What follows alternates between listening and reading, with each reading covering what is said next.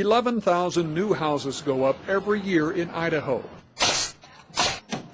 And signs like these are appearing in front of more of those new houses each year.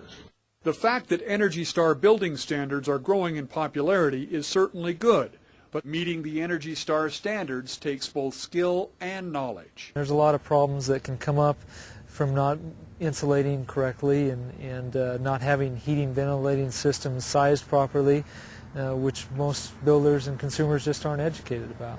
What we're looking at here today are a few things that this builder did right and a few things that he did wrong. Chuck Miller should know. He's built Energy Star homes for 6 years now and agreed to point out what is both right and wrong with this home.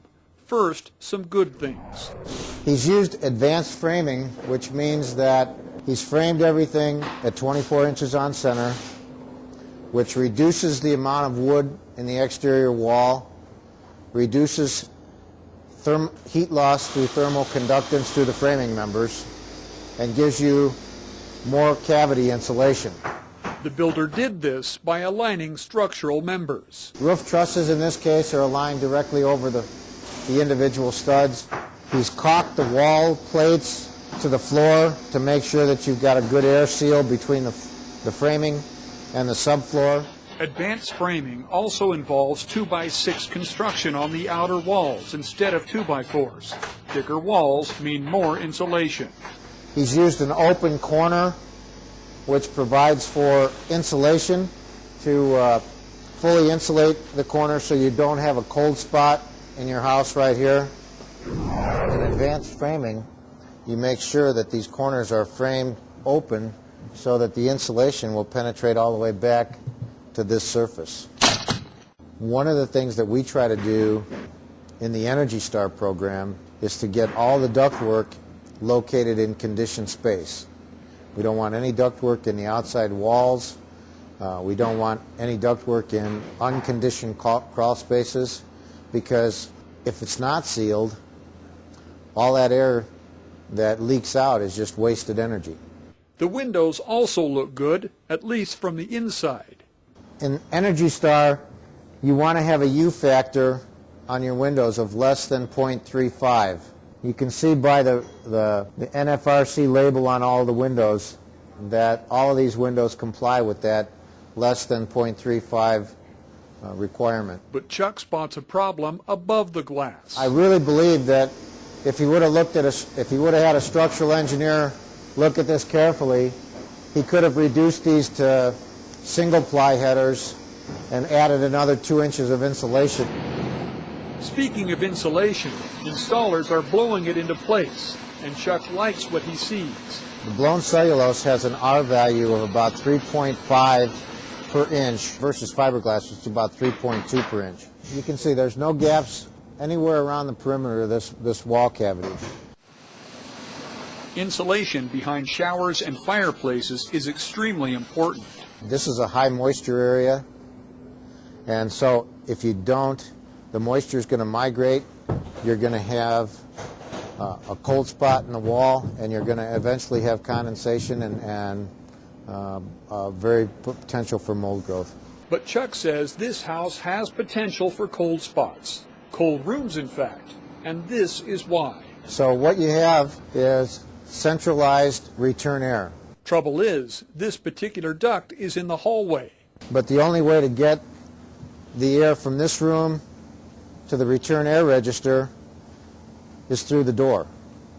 So when you close the door, there's no way to balance the airflow, and this will end up being a cold room. Idaho builders, he says, need to do everything they can to install these ducts in every room. Here's the master bedroom, and it's very common in this marketplace to put a return air register in the master bedroom. I guess the principle is that the parents need to be comfortable. The secondary bedrooms, whoever has those, they don't need to be comfortable. The builder probably had both comfort and beauty in mind when he installed this two-sided fireplace. But Chuck sees it as a major problem for a home designed to be energy efficient. This could be a case where that's what the buyer wanted and the builder couldn't talk him out of it. But this is a bad idea. This is going to be a tremendous loss of energy. And we certify the house that it's been constructed Energy Star standards. We turn that into the state, which then issues a certificate for the house. That is Tad Doobie's responsibility as a home performance specialist, and the mistakes he often sees can easily be avoided. I think it's just people going too fast and builders, supervisors not being really educated on what kind of problems they can have if things aren't done properly. We see that to some degree on the outside of this house as well. Right now there's no flashing at all on any of the windows, and the windows have just been set in the opening, so they're, you know, a better installation, a better method would have been to basically pan flash the sill before the window was set.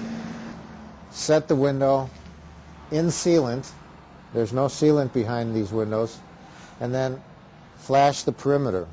Without having a proper seal here, you have the potential for water intrusion through behind the window and into the house.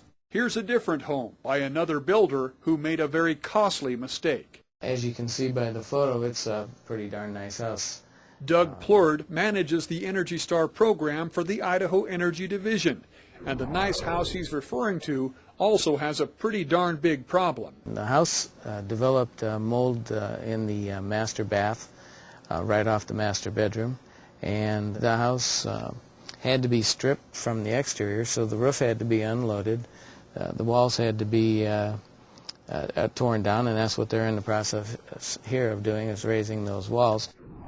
A huge and very costly repair job, caused by the fact the builder troweled stucco over naked OSB without putting a moisture barrier on first. So this home went from about $350,000-$360,000 to about $1.5 million. And I don't even know if this builder is actually working anymore, which is sad because I don't believe that he planned to fail. It was just the building application that failed on him. The Idaho Energy Division is working to make Energy Star standards reality throughout Idaho and to share the division's expertise with all builders. Expertise that perhaps could have prevented this kind of disaster. We don't have all the answers, but we're definitely working at getting some of those answers that we can assist builders in making better choices and a place that they can come to and feel comfortable with our knowledge level. And if we can't find it, you know, we'll call somebody like Joe Seabrick and ask Joe what he feels about it, because Joe's one of the national recognized authorities in building science. So if we can't get the answer right away, we'll find it for you. Yeah, right. That's the truth. Energy Star builders can also take advantage of marketing resources through a regional partnership called Energy Star Homes Northwest. The Northwest Energy Efficiency Alliance and local utilities provide resources to builders such as brochures, signs, co-op advertising, and Idaho Power incentives, which also help the state certifying organizations like the Idaho Energy Division. It's definitely a win-win for builders. One of the reasons is because as an Energy Star partner, a builder has an opportunity to a large volume of collateral materials that they could use for their marketing of their homes, which they didn't have in the past. It differentiates the builder to the guy that's building houses right next door to him. Learn all about the Energy Star Northwest and the BOP program and what it can do for you and your customers. Just visit the Idaho Energy Division's website, www.idahoenergystar.com. Oh, and one more thing. Now that Chuck has had a chance to look this house over both inside and out, he's ready to grade it on a scale of 1 to 10. I'd probably give this a 6.5 or a 7.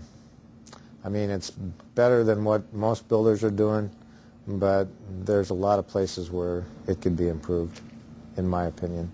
Improvements, he says, that are easy to make with just a little bit more builder education. The Energy Star Homes Northwest program is a partnership between the Idaho Energy Division, the Northwest Energy Efficiency Alliance, and local utilities like Idaho Power Company.